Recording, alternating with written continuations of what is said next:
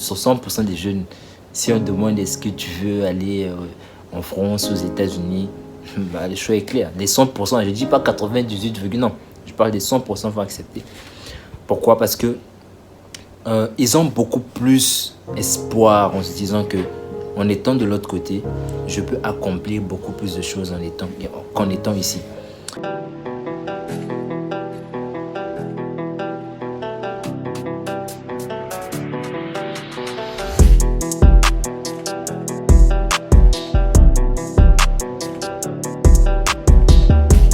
Alors, salut à tous, j'espère que vous allez bien.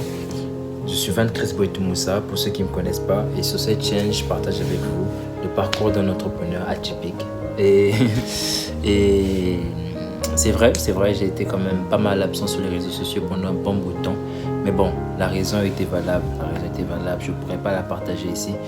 Mais ça me fait beaucoup plaisir de revenir parmi vous parce que je me suis rendu compte que c'était vraiment nécessaire pour moi de continuer à faire ce partage avec les jeunes Congolais, pas que des entrepreneurs, mais les jeunes Congolais et Africains en général.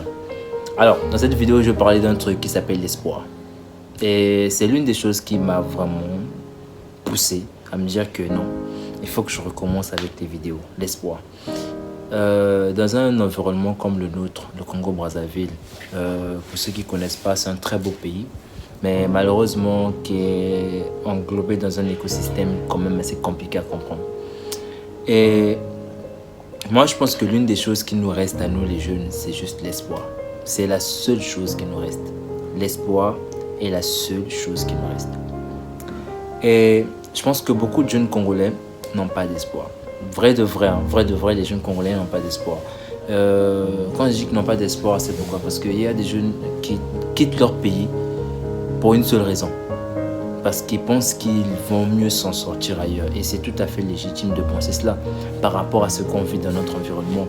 Et je vois beaucoup de jeunes qui, eux aussi, restent parce qu'ils n'ont pas le choix, parce qu'ils n'ont pas le moyen financier pour le faire, ils n'ont pas la capacité de le faire. Beaucoup de choses les empêchent de le faire. Mais je pense que sur 90%, sur 100% des jeunes, si on demande est-ce que tu veux aller en France, aux États-Unis, bah, le choix est clair. Les 100%, je ne dis pas 98, non, je parle des 100% vont accepter.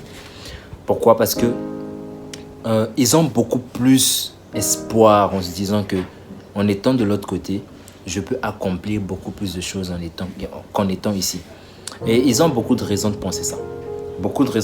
Pourquoi? Parce que les autres ont médiatisé le fait qu'en étant chez nous, vous avez la possibilité de réussir. Les autres ont médiatisé le fait qu'en étant chez nous, vous avez la possibilité d'obtenir plusieurs opportunités. En étant chez nous, vous avez la possibilité de faire ceci, cela, etc. Oui, c'est parce que les autres ont communiqué en cette valeur d'espoir-là. Et c'est la raison pour laquelle les jeunes Américains, ils rêvent. Les Français, bah, ça reste à voir. Mais si les autres arrivent à avoir autant d'espoir, c'est parce qu'ils ont des modèles. Oui, c'est parce qu'ils ont des modèles. C'est parce qu'ils ont des personnes qui ont réussi une certaine étape et se sont dit, je mérite de partager ça avec les autres. Vous voyez des personnes qui vont me dire que non, mais Aliko Dangote ne fait pas de vidéos et tout. Mais il fait des conférences, il partage son expérience avec plein de personnes. Ils vont dans des panels où ils expliquent leurs difficultés, où ils partagent. En fait, on ne se rend pas compte à quel point c'est énorme d'avoir un poste, d'être à la tête d'une entreprise, de diriger des personnes et garder ce cap-là pendant plusieurs années. C'est pas un truc évident à faire et c'est ce que nous ne voyons pas comme valeur. Et l'une des raisons qui pousse vraiment les jeunes à ne plus avoir espoir, c'est parce que les jeunes Congolais n'ont pas de modèle. Les jeunes Congolais n'ont pas de modèle. L'une des raisons qui m'a un peu, pour ne pas dire démotivé, j'ouvre le cœur, hein, je partage la chose parce que j'ouvre le cœur, qui m'a un peu démotivé à être sur les réseaux, genre YouTube, Insta ou TikTok et tout. C'est parce que je me dis que dans mon environnement, il sera difficile, avec les thématiques que j'aborde, d'avoir la même influence que Jefté. Pour ceux qui ne connaissent pas, c'est une personne que j'apprécie beaucoup. Ça sera difficile d'avoir la même audience ou du moins la même influence que je peux parler de qui par exemple de tous les influenceurs qu'on connaît dans notre environnement. ça serait difficile. Pour l'unique et seule raison, parce qu'eux, ils sont dans le divertissement. Parce qu'eux, ils sont dans un contexte où il est plus facile d'atteindre les cibles. Il est plus facile d'atteindre des personnes. Il est plus facile de convaincre des gens. Il est plus facile d'influencer les gens parce qu'on les fait rire. C'est beaucoup plus facile. Vous êtes dans un environnement où les jeunes n'ont pas de bourse. Où les jeunes n'ont pas d'emploi. Où les jeunes... manger, c'est un combat énorme. La seule option qui leur reste probablement, c'est d'aller sur les réseaux sociaux. Au moins oublier leurs soucis en faisant quoi? En allant suivre les humoristes qui savent faire rire et tout ce qui va avec. Rien que pour oublier leurs soucis. En allant sur les réseaux sociaux, rien que pour oublier leurs soucis. C'est en fait cet écosystème-là qui pousse à ce que les gens soient beaucoup plus axés sur le divertissement. Mais après, je me suis dit une chose. Mais qu'est-ce qui va faire à ce que les jeunes qui sont ancrés dans la bêtise, pour moi c'est une bêtise, mais qui sont ancrés dans ce monde de divertissement, qu'est-ce qui va faire à ce qu'on puisse créer l'élément déclencheur pour qu'ils puissent se retourner vers les choses les plus importantes? C'est en ayant des modèles. C'est en ayant des personnes qui, dans la même promotion, whatever, qui puissent partager en fait leur exploit, qui puissent partager en fait leur parcours, qui puissent partager en fait ce qu'ils font.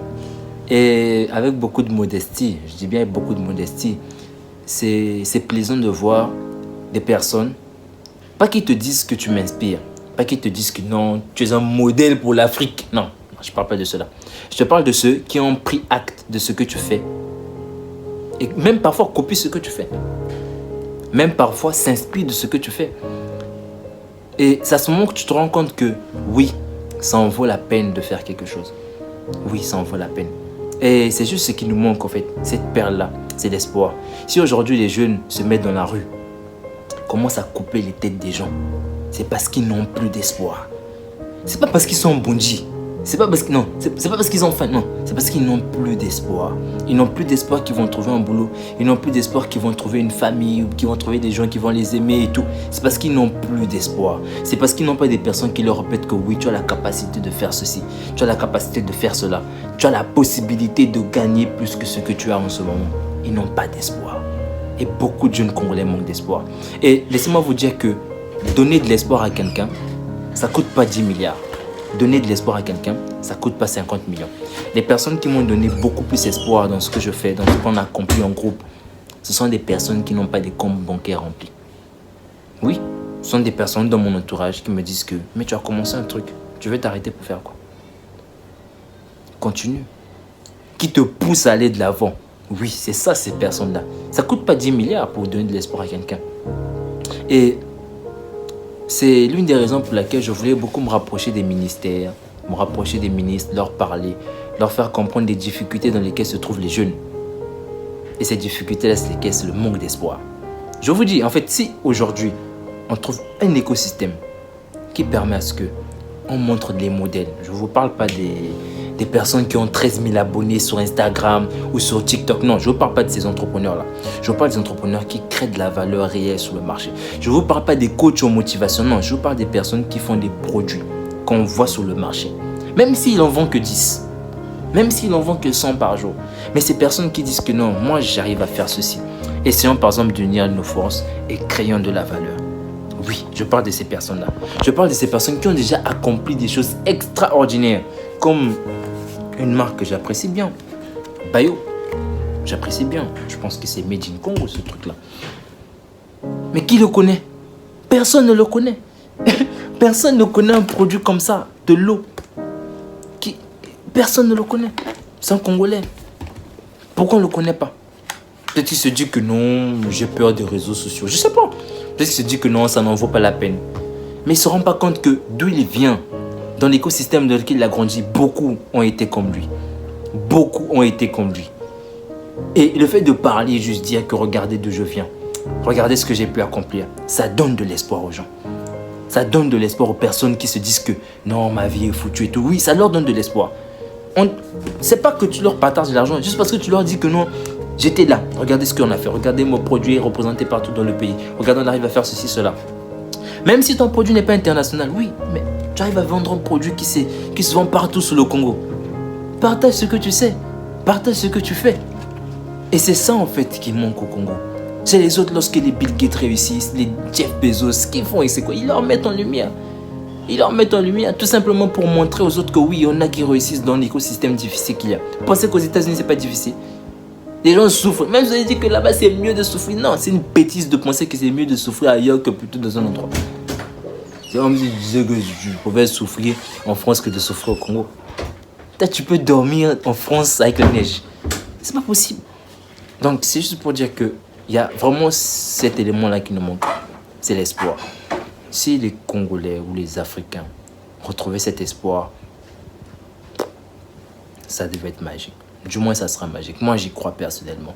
Et le seul moyen d'avoir cet espoir-là, c'est en ayant des modèles, en suivant des personnes qui réussissent de manière extravagante. Oui, c'est très important. Sur ce, ciao.